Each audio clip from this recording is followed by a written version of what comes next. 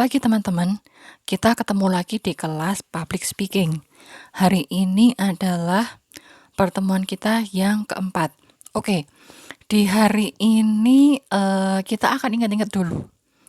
Kita ingat-ingat pengalaman teman-teman pertama kali itu presentasi di dalam kelas. Nah, pasti teman-teman pernah merasa yang namanya nervous, yang namanya gugup, yang namanya gelisah ketika harus presentasi pertama kali di dalam kelas. Nah, itu adalah salah satu yang akan kita bahas hari ini. Bagaimana sih ketika kita presentasi atau menjadi pembicara, kemudian kita merasa gugup. Nah, bagaimana kita mengubah rasa itu menjadi rasa percaya diri, sehingga kita bisa membawakan materi kita dengan lebih baik. Oke, inilah materi kita hari ini, membangun rasa percaya diri kita sebagai seorang pembicara atau speaker. Nah, dalam public speaking, ada sebuah tantangan yang kita hadapi ketika kita berada pada sebuah kondisi atau situasi yang disebut communication apprehension, atau sebuah situasi ketika kita merasa kurang nyaman dan takut saat kita akan melakukan presentasi atau public speaking. Jadi ketika kita mau presentasi atau public speaking atau MC, nah ketika kita merasa ada rasa kurang nyaman, gelisah, atau rasa sedikit takut, nah itulah yang disebut communication apprehension, dan inilah tantangan yang sering dihadapi dalam aktivitas public speaking, terutama untuk orang-orang yang baru pertama kali atau pemula dalam public speaking. Nah, situasi ini, communication apprehension ini secara sederhana bisa juga kita kenal dengan rasa gugup atau nervous. Nah, selanjutnya kita akan lihat, kalau kita merasa nervous, sebenarnya faktor apa saja yang membuat kita itu merasa nervous atau merasa gugup. Pertama, kita lihat dari faktor eksternal. Nah, faktor yang pertama adalah adanya unfamiliar situation atau situasi yang sangat berbeda dengan keseharian kita. Jadi misalkan kita seorang speaker atau pembicara berasal dari Solo, kemudian kita harus presentasi atau memberikan seminar motivasi, atau kita menjadi pembawa acara misalkan di Papua atau bahkan mungkin di luar negeri. Nah, itu kan situasinya sangat berbeda dengan yang kita hadapi sehari-hari. Pastikan ada rasa cemas, nanti kira-kira gagal nggak ya? Nanti kira-kira saya ada kesalahan nggak ya waktu presentasi atau waktu public speaking? Karena situasinya sangat berbeda. Nah, situasi seperti ini pasti sedikit banyak kita alami juga ketika kita menghadapi situasi yang berbeda. Nah, untuk menghadapi hal seperti ini, bagaimana sih caranya? Nah, kita bisa mengatasi ini dengan lebih banyak berlatih dengan lingkungan sekitar kita. Jadi, kita bisa berlatih dulu dengan teman-teman, dengan keluarga, dan mungkin menganggap mereka yang ada di depan kita itu bukan teman, bukan keluarga, tapi audiens yang nanti kita hadapi. Jadi kita lebih siap nanti. Atau bisa juga kita berlatih di depan kaca atau di depan kamera. Itu bisa juga. Nah, faktor eksternal yang kedua adalah the importance of occasion. Ketika kita melakukan public speaking atau misalkan menjadi pembawa acara atau seminar motivasi pada acara yang memiliki tuntutan keberhasilan yang cukup tinggi, itu pasti akan membawa satu rasa yang kurang nyaman untuk kita. Ada satu rasa gelisah karena takut kita melakukan kesalahan, gelisah karena takut acaranya gagal karena kita tidak bisa menghidupkan suasana. Nah, seperti misalkan kita menjadi pembawa acara di acara resmi kenegaraan. Nah, itu kan tuntutan keberhasilannya tinggi.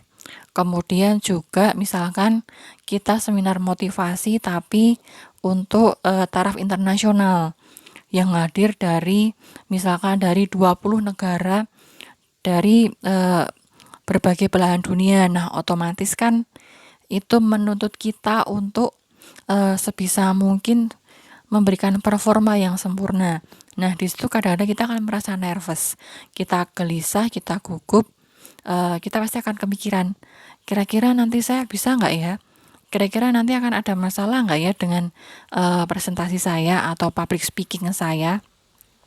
Nah, ketika kita menghadapi situasi seperti ini, cara untuk mengatasi adalah mempersiapkan diri sebaik mungkin jauh sebelum acara dilaksanakan. Baik itu materinya, baik itu tadi dengan berlatih di depan kamera atau di depan lingkungan terdekat. Nah, bisa caranya seperti itu. Kemudian, secara general dari faktor eksternal ini, ketika kita presentasi itu menghadapi situasi yang tidak familiar, kemudian juga dalam acara yang menuntut kesempurnaannya cukup tinggi, salah satu cara juga yang bisa kita gunakan untuk mengurangi rasa nervous atau rasa gugup kita untuk menghadapi situasi seperti ini adalah kita pelajari dengan baik, kita cari tahu dengan baik lingkungan seperti apa atau audiens seperti apa yang akan kita hadapi. Jadi kita pelajari karakteristik audiensnya, kemudian budaya masyarakat di sekitar tempat itu seperti apa, kemudian siapa saja yang akan hadir. Dengan begini kita akan lebih tahu dan lebih siap situasi seperti apa yang akan kita hadapi, kemudian akan memberikan penurunan juga ke rasa gelisah kita nanti karena kita sudah punya gambaran tentang situasi yang akan kita hadapi. Oke, ini dari faktor eksternal. Sekarang kita bergeser ke faktor internal. Kalau kita merasa nervous, faktor internal yang membuat kita merasa nervous itu apa aja sih? Yang pertama adalah perfeksionisme. Jadi, ketika kita menjadi seorang public speaker atau kita melakukan presentasi, kemudian sebagai seorang public speaker yang pemula itu kita berharap penampilan kita 100% sempurna atau kita punya harapan yang tinggi tentang performa kita. Nah, di sini kadang kita itu akan merasa gugup, merasa nervous atau merasa gelisah. Takut kalau sampai penampilan kita ada yang salah. Nah, ketika kita punya harapan yang tinggi akan kesempurnaan penampilan kita, tapi ternyata pada saat public speaking itu kita lakukan malah ada kesalahan yang terjadi. Nah, dalam situasi seperti ini, supaya kita tidak semakin gugup, yang perlu kita lakukan adalah melakukan stress management yang baik. Jadi, bagaimana kita menjadi seorang public speaker itu tidak hanya mempelajari topik yang akan kita bawakan, mempelajari audiens yang kita hadapi, tapi juga mempelajari stress management untuk mengatasi situasi tidak terduga yang kita hadapi nanti. Itu faktor internal yang pertama. Ketika kita merasa kita harus punya penampilan yang sempurna. Nah, faktor internal yang kedua yaitu miskonsepsi tentang audiens. Ketika kita menjadi public speaker pemula, terkadang kita memiliki ketakutan tentang audiens.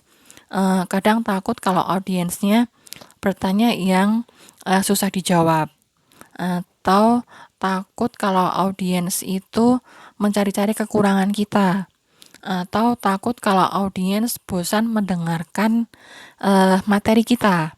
Nah, untuk mengatasi hal ini, kita bisa melakukan lebih banyak latihan.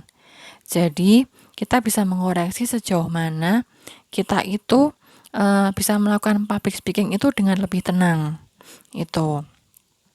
Kemudian faktor internal yang ketiga adalah self-sabotage.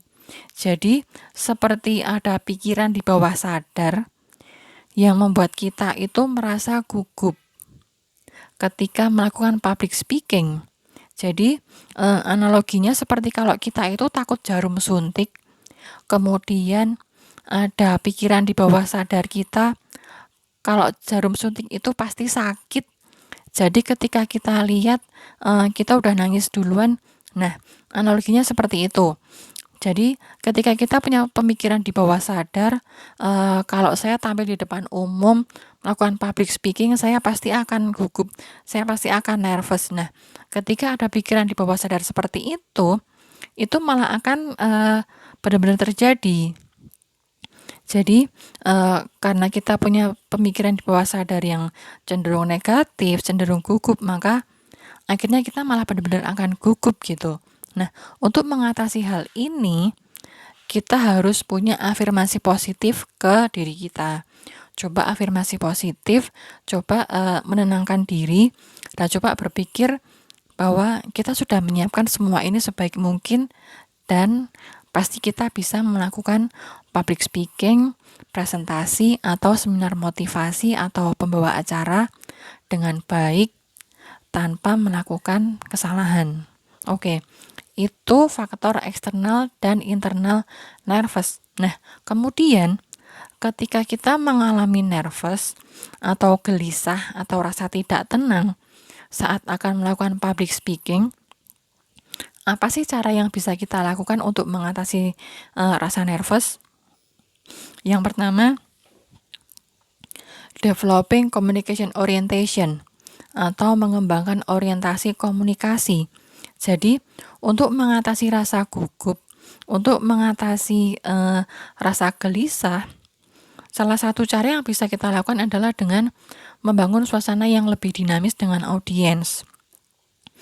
Jadi di sini kita bisa berusaha mengajak komunikasi dengan audiens, ngajak ngobrol, memberikan pertanyaan singkat, atau memberikan respon yang lain ke audiens. Dengan begitu, suasana yang terbangun itu akan jauh dari kesan kaku dan tegang. Jadi suasana akan lebih cair. Nah, selain itu, ketika kita berusaha melakukan komunikasi dua arah dengan audiens, kita itu bisa mencoba berkomunikasi dengan gaya informal, seperti kita bercerita dengan teman. Nah, kalau kita berkomunikasi dua arah dengan audiens, kemudian caranya itu seperti berbicara dengan teman, nah itu akan lebih mencairkan suasana lagi. Jadi tidak akan ada rasa ketegangan, dan sisi positifnya adalah audiens akan lebih merasa dekat dengan kita sehingga materi yang kita sampaikan akan lebih mudah diterima. Kemudian cara yang kedua itu kita bisa melakukan cognitive restructuring. Jadi ketika tadi kita itu punya pemikiran di bawah sadar bahwa kita kalau presentasi pasti akan gugup. Nah, di sini cara mengatasinya, kita mengubah pola pikir itu. Kita memberikan afirmasi positif ke pikiran kita, ke alam bawah sadar kita. Contohnya, kita berusaha menanamkan afirmasi positif bahwa kalau kita melakukan kekurangan atau kesalahan kecil dalam public speaking itu adalah hal yang biasa dan itu bukan masalah yang besar, dan kita tidak perlu gugup ketika hal itu terjadi. Atau kita bisa afirmasi dengan cara yang kedua, kita berusaha menanamkan dalam alam bawah sadar bahwa kita itu sudah menguasai topik. Kita itu sudah mempersiapkan topik ini sejak lama, sudah berlatih sedemikian rupa, maka nanti public speaking yang akan kita lakukan pasti akan membawa hasil yang maksimal. Itu cara yang kedua, cognitive restructuring atau memberikan afirmasi positif. Nah, ada cara yang ketiga untuk menurunkan atau mengurangi rasa nervous kita ketika akan melakukan public speaking, yaitu dengan visualization atau semacam menyusun skenario. Jadi di sini kita tuh membayangkan ketika kita itu nanti tampil di depan audiens, kira-kira nanti gayanya akan seperti apa. Jadi misalkan kita atur skenario, nanti kita mau masuk ke venue atau ke atas panggung itu dengan cara seperti apa, arahnya dari mana, kemudian kita akan menyapa audiens dengan sapaan seperti apa, kemudian pertanyaan apa saja yang akan kita sampaikan ke audiens. Nah, kira-kira semacam itu. Jadi kita punya skenario, kita punya gambaran dulu. Nanti kita itu waktu public speaking akan melakukan hal apa saja. Jadi kita lebih siap. Jadi nanti ketika di atas panggung atau di atas venue, rasa gugup itu atau rasa gelisah itu akan berkurang karena kita sudah pede, karena kita sudah percaya diri bahwa kita itu sudah menyiapkan semuanya dengan semaksimal mungkin. Oke, kemudian cara yang ketiga supaya kita itu tidak merasa gugup, tidak merasa nervous, dan lebih percaya diri untuk melakukan public speaking, yaitu dengan selective relaxation. Jadi, dengan melakukan beberapa gerakan untuk menurunkan rasa gugup dan meningkatkan rasa optimis kita. Nah, ada beberapa langkah yang bisa kita lakukan untuk melakukan relaksasi ini. Jadi yang pertama kita cari tempat dulu yang tenang atau yang sepi. Kemudian kita itu mengambil nafas, menahan nafas, kemudian menghembuskan secara perlahan. Jadi kita latihan pernafasan dulu. Kita cari tempat yang tenang, melakukan latihan pernafasan, kemudian memberikan afirmasi positif untuk meningkatkan rasa optimis. Jadi kita bisa mengucapkan kata-kata seperti semangat atau aku pasti bisa. Nah, dengan mengucapkan kata-kata seperti itu, harapannya ada afirmasi positif, ada semangat, kemudian ada rasa percaya diri yang nanti timbul di alam bawah sadar kita, sehingga kita lebih siap untuk melakukan public speaking. Nah, setelah afirmasi positif, langkah selanjutnya adalah relaksasi kaki. Jadi kakinya ditarik ke belakang selama beberapa saat, kemudian dilepaskan. Nah, setelah itu mengulangi relaksasi pernafasan lagi.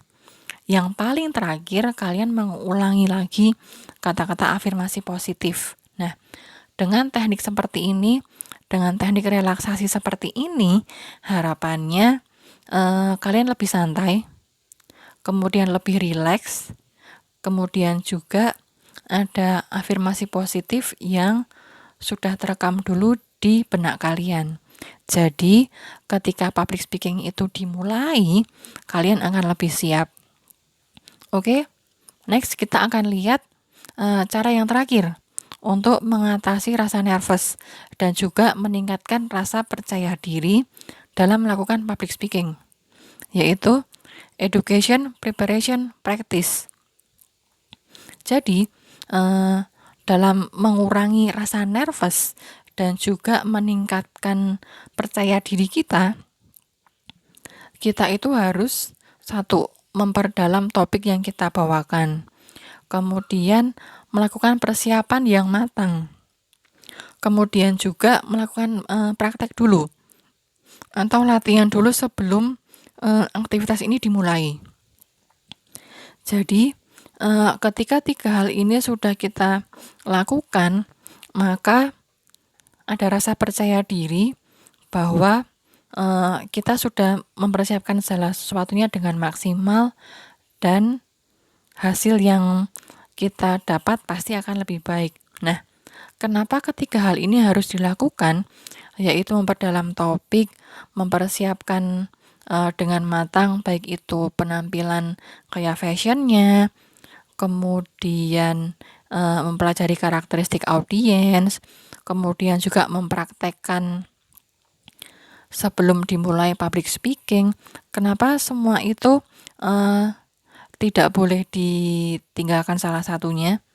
Jadi misalkan kita itu mempersiapkan materi, tapi juga memperdalam topik tapi tidak latihan terlebih dahulu. Nah, ini pasti akan mempengaruhi rasa percaya diri kita.